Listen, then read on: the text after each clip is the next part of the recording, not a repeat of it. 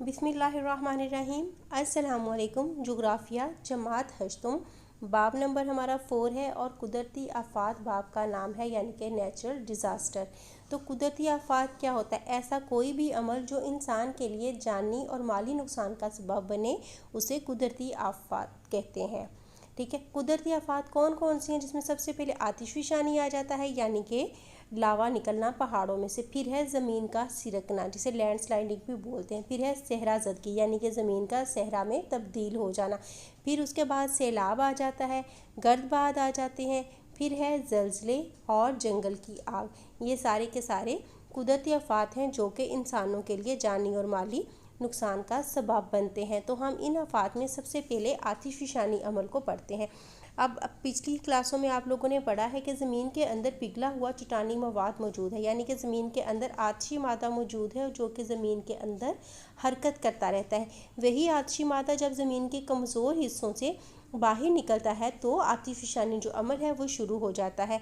आतिशफ़शानी अमल के दौरान इंतहाई गर्म मैग्मा ज़मीन से बाहर निकलकर सतह ज़मीन पर बहने लगता है, जिसे लावा कहते हैं, और रास्ते में आने वाली हर चीज़ को जला कर राख कर देता है, क्योंकि वो इतना ज़्यादा गर्म होता है कि रास्ते में जो भी चीज़ होती है और वो इतनी तेज़ी से जा रहा होता है कि हर चीज़ को जला कर राख कर देता है।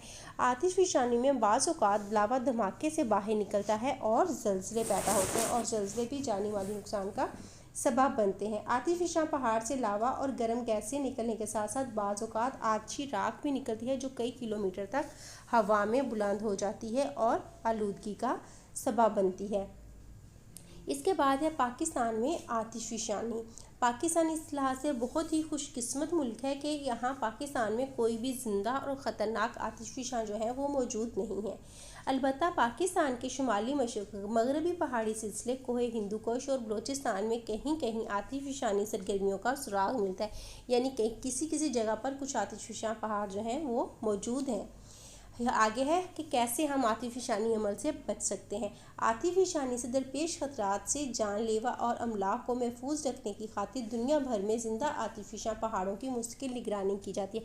ज़िंदा आतिशफ़शा क्या होते हैं? वो आतिशफ़शा जिनसे मुसलसल लावा निकल रहा होता है, और कभी किसी भी हंगामी सूरत में तयशुदा ख़तरे के इलाके में, यानी कि जिन इलाकों में ख़तरे का अंदेशा हो, तो वहाँ पर लोगों को पहले से बता दिया जाता है और आतिशफ़शानी की सूरत में लोगों को हंगामी हालात में एक जगह से दूसरी जगह पर शिफ्ट किया जाता है, और लोगों को उससे आफत से निपटने के लिए, उसका मुकाबला करने के लिए लोगों को तैयार किया जाता है। इसके बाद हम लोगों ने पढ़ना है दूसरा टॉपिक है ज़मीन का सिरकना या फिसलना, यानी कि लैंडस्लाइडिंग। ज़मीन जो है, अगर कभी पहाड़ी इलाकों में आप गए हो तो आप लोगों ने देखा होगा पहाड़ों से पत्थर गिर रहे होते हैं, तो वही जो पहाड़ों से पत्थर का गिरना है उसे ही लैंडस्लाइडिंग कहते हैं। कशिश शकल की वजह से अक्सर ढलानों पर मौजूद मिट्टी और चट्टानों का शिकस्ता होकर, यानी कि कमज़ोर होकर नीचे और बाहर की तरफ हरकत करना ज़मीन का सिरकना या फिसलना कहलाता है। ज़मीन का सिरकना कई तरह से वकूअ पज़ीर होता है, यानी कि मुतासरा इलाकों में माली जानी नुकसान हो सकता है, तामीरात को शदीद नुकसान हो सकता है। ज़मीन के सिरकने से गिरने वाला मवाद सड़कों को बंद कर सकता है, मवासलात की लाइनों को नुकसान भी पहुंच सकता है, दरियाओं के बहाव के रुकने का सबब भी बन सकता है। जंगलात, जैसा कि गिलगित में अताबहार झील का वजूद में आना, वो कैसे वजूद में आई कि उनके पत्थर गिरा और रोड ब्लॉक्स हो गए और उसने अपना दूसरा रास्ता निकाल लिया। मुतासरा इलाकों में ज़राअत की पैदावारी सलाहियत मुतासिर हो सकती है। पाकिस्तान में ज़मीनी फिसलाव। पाकिस्तान के शुमाली इलाके बारिश के दौरान ज़मीनी फिसलाव के ख़तरात से दोचार हो जाते हैं।